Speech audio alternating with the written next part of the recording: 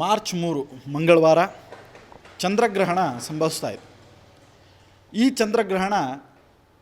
ಚಂದ್ರಗ್ರಹಣ ಯಾಕೆ ವಿಶೇಷ ಅಂತಂದ್ರೆ ದೇಶ ವಿದೇಶಗಳಲ್ಲಿ ಅಲ್ಲೋಲ ಕಲ್ಲೋಲವನ್ನು ನಾವು ನೋಡ್ತಾ ಇದ್ದೇವೆ.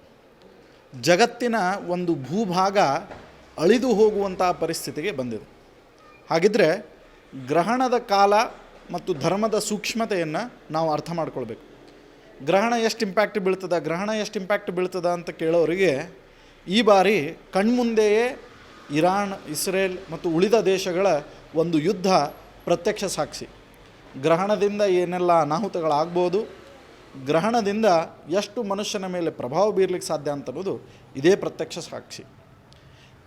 ಸಾಕ್ಷಿ. ಇನ್ನೊಂದೇನು ಅಂತಂದ್ರೆ ಗ್ರಹಣವನ್ನು ಕಾಲದೊಳಗೆ ಧರ್ಮಾಚರಣೆಯನ್ನು ಮಾಡುವುದರೊಳಗೆ ನಮ್ಮ ಭಾರತ ದೇಶ ಇವತ್ತಿದ್ರೂ ಎತ್ತಿದ ಕೈ. ಹಾಗಿರ್ತಿರ್ಬೇಕಾದ್ರೆ ಇದೇ ಭಾರತ ದೇಶ ಇವತ್ತಿನ ದಿವಸ ಸುಸ್ಥೈರ್ಯವಾಗಿ ಸುಭಿಕ್ಷವಾಗಿ ಇದ್ದ ಕಾರಣ ಏನು ಅಂತಂದ್ರೆ ಒಬ್ಬ ರಾಜ ಇದ್ದಾನೆ, ಆ ರಾಜ ಧರ್ಮ ಮಾಡ್ಲಿಕ್ಕತ್ತಾನ.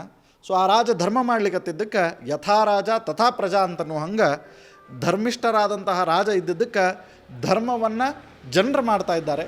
ಹೀಗಾಗಿ ನಮ್ಮ ದೇಶ, ನಮ್ಮ ರಾಜ್ಯ, ನಮ್ಮ ಊರುಗಳು ಇವತ್ತಿನ ದಿವಸ ಇಡೀ ಮಿಡಲ್ ಈಸ್ಟ್ ಹೊಂಟರೂ ಸುದ್ದಾನು ಸುರಕ್ಷಿತವಾಗಿ ಇದ್ದೇವೆ. ಸೊ ಹಾಗಾಗಿ ಗ್ರಹಣ ನಮ್ಮ ಮೇಲೆ ಇಂಪ್ಯಾಕ್ಟ್ ಬೀರ್ತದೇನು ಅಂತ ಕೇಳೋರಿಗೆ ಇದೇ ಉತ್ತರ.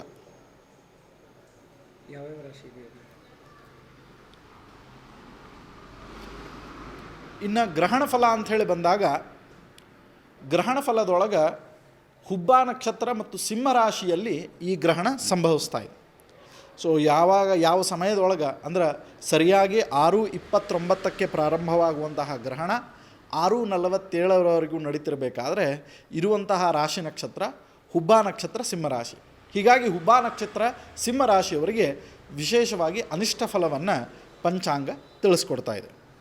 ಇನ್ನು ಶುಭ ಫಲ ಯಾರಿಗೆ ಅಂತ ಪ್ರಶ್ನೆ ಮಾಡಿಕೊಂಡ್ರೆ ತುಲಾ, ವೃಶ್ಚಿಕ, ಮೀನ ಮತ್ತು ಮಿಥುನ ರಾಶಿಯವರಿಗೆ ಶುಭ ಫಲವನ್ನು ವಿಶೇಷವಾಗಿ ಈ ಗ್ರಹಣ ತಿಳಿಸ್ಕೊಡ್ತಾ ಇದೆ.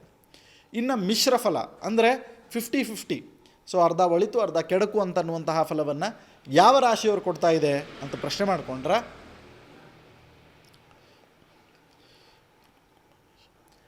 ಧನು, ಕುಂಭ, ಮೇಷ ಮತ್ತು ಕರ್ಕ ರಾಶಿಯವರಿಗೆ ಮಿಶ್ರ ಫಲವನ್ನು ವಿಶೇಷವಾಗಿ ಈ ಗ್ರಹಣ ಗೋಚಾರದಿಂದ ಕೊಡ್ತಾ ಇದೆ.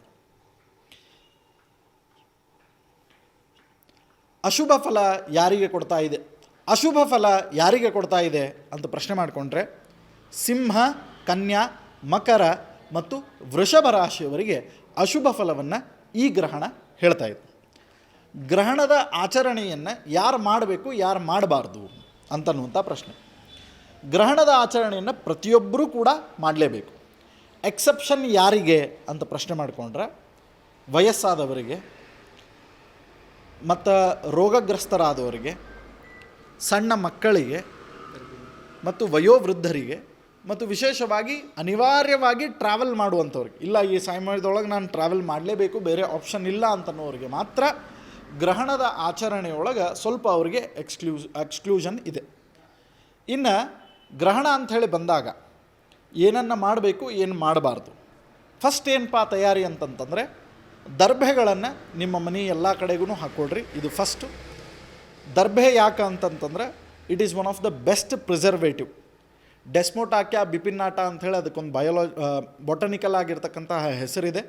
ಸೊ ಹೀಗಾಗಿ ಅದು ಬೆಸ್ಟ್ ಪ್ರಿಸರ್ವೇಟಿವ್ ಅಂಥೇಳಿ ಸೈನ್ಸಿಂದ ಪ್ರೂವ್ ಆಗಿದ್ದ ಕಾರಣದಿಂದ ನೀರು, ಹಾಲು, ಮೊಸರು, ಉಪ್ಪಿನಕಾಯಿ ಮತ್ತು ಮನೆಯ ಎಲ್ಲ ಭಾಗಗಳಲ್ಲಿಯೂ ಕೂಡ ಅದಕ್ಕೊಂದು ಪೌರಾಣಿಕವಾದಂತಹ ಅಸ್ತಿತ್ವ ಇದ್ದುದರಿಂದ ಸೊ ಅದನ್ನು ಶುದ್ಧತೆಗೆ ಅಂಥೇಳಿ ಎಲ್ಲ ಕಡೆಗೂ ಕೂಡ ನಾವು ದರ್ಬೆಯನ್ನು ಹಾಕಬೇಕು.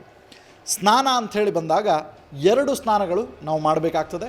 ಒಂದು ಗ್ರಹಣ ಹಿಡಿದಂತಹ ಸ್ನಾನ ಸರಿಯಾಗಿ 6:29, ಗ್ರಹಣ ಬಿಡುವಂತಹ ಸ್ನಾನ 6:47.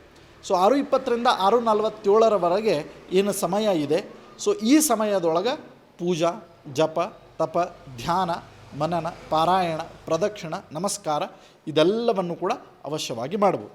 6:47 ನಂತರದಲ್ಲಿ ನೀವು ನಿಮ್ಮ ಹತ್ತಿರದಲ್ಲಿರ್ತಕ್ಕಂತಹ ದೇವಸ್ಥಾನಗಳಿಗೆ ಹೋಗಿ ಅಕ್ಕಿಯನ್ನು ಮತ್ತು ಚಂದ್ರನ ಪ್ರತೀಕವಾದಂತಹ ಅಕ್ಕಿಯನ್ನು ಮತ್ತು ಕೇತುವಿಗೆ ಪ್ರತಿಪಾದಕವಾಗಿರ್ತಕ್ಕಂತಹ ಹುರುಳಿಯನ್ನು ನೀವು ದಾನ ರೂಪೇಣ ಕೊಟ್ಟು ಆ ಭಗವಂತನಲ್ಲಿ ಈ ಎಲ್ಲ ಗ್ರಹಣ ದೋಷಗಳು ಪರಿಹಾರವಾಗಲಿ ಅಂಥೇಳಿ ಪ್ರಾರ್ಥನೆಯನ್ನು ಮಾಡ್ಕೋಬೋದು.